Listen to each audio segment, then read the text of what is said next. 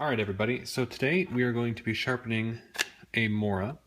Now for those of you who don't know, Mora is a manufacturer of knives based out of Mora, Sweden, and these bushcraft knives, as well as they make utility and cutlery knives, are very popular, especially these bushcraft ones, as like an entry-level knife for bushcraft.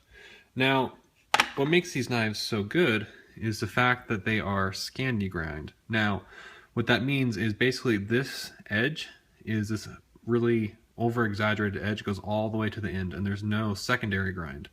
Now, this makes it really good for carving and other heavy-duty tasks, but it's a little weak when it comes to finer tasks like cutting cheese or any other food really, because it's so wide, you'll tend to cut and the blade will push off to the side. But when it comes to like carving, like I said before, it is unbeatable, this grind, whether it be on this knife or far more expensive knives. Now, when it comes to grinding this knife, it's actually quite easy if you have the basics of sharpening down. Now, here are some sharpening stones. These two I've made. And this one is made of a river rock and is a little harder, but quite smooth on this face.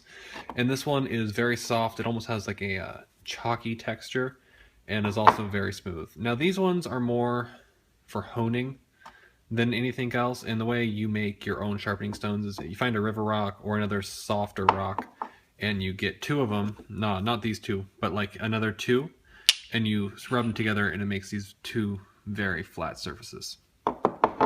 But the sharpener I'm going to be showing you today is this Smith's sharpener, which I picked up at REI. It doesn't have to be this particular sharpener, but it will, any sharpener will work, just something that is a decent texture, nothing too crazy, but enough to where you can hone the blade in without taking off too much metal.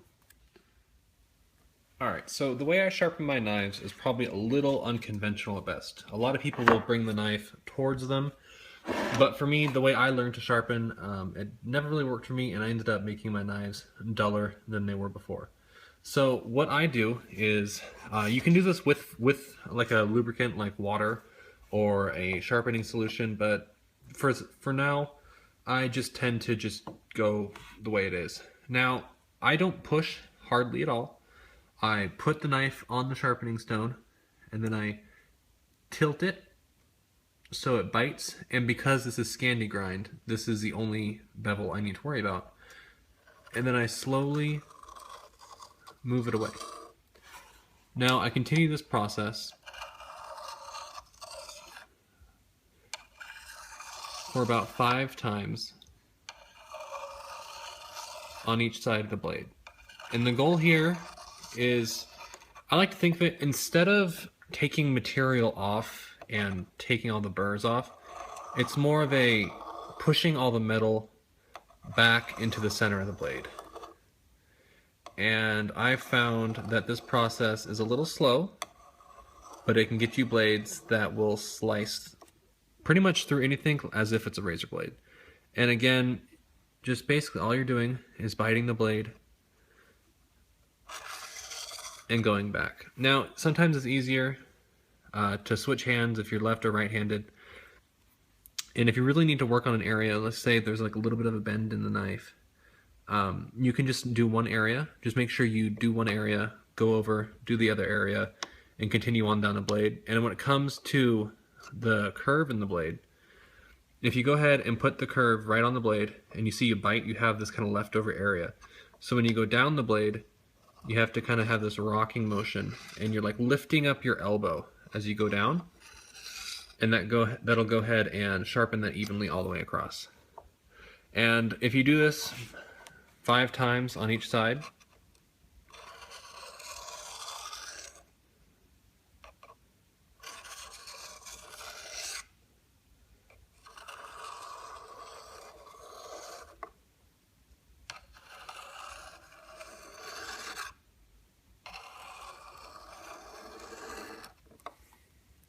you'll take off just enough material.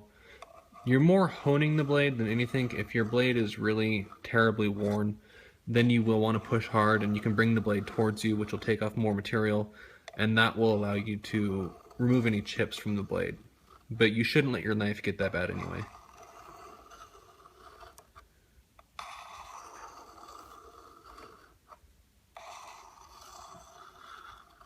So when you get your blade to a point where it's really sharp as it is by itself, then you're going to want to move on to stropping. Now, stropping you can do, there's very expensive apparatuses you can buy and fluids, but for me, the easiest way I found is to use my belt. Alright, so here we have my belt, 100% leather, of course, and you can either put it down on a table, but it tends to move, or you can attach your belt loop to a tree and then grab the loose end of your belt and pull it tight towards you. Both ways work just as fine.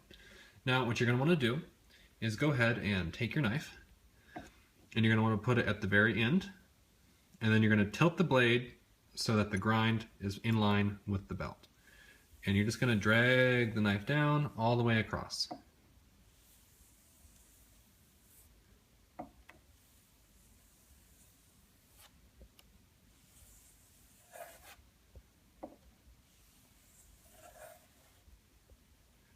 Now, what this is doing is basically acting like the sharpening stone itself.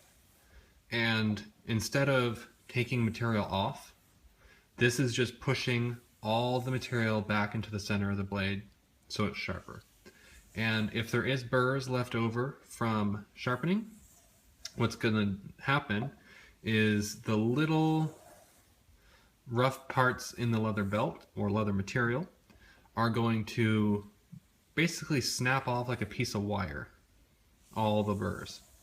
And this just hones your blade in sharper and gives you a stronger, more robust edge. And then you go ahead and do the same thing on that backside. And it's important to note when you're sharpening a blade to do the same amount of strokes on each side. So if you do 10 in one direction, you do 10 in the other direction, and so on, until you come up with a blade that is nice and sharp. So again, you're putting the blade down flat, letting it bite in, and running the full length of the blade down.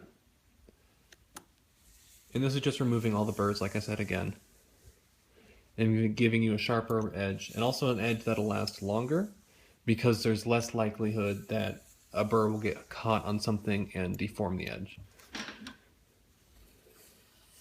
And this is probably easier if you attach it to a branch or a pole. That way you don't have to worry about it sliding around on the countertop. And do this to a point where you get a blade that is sharp enough.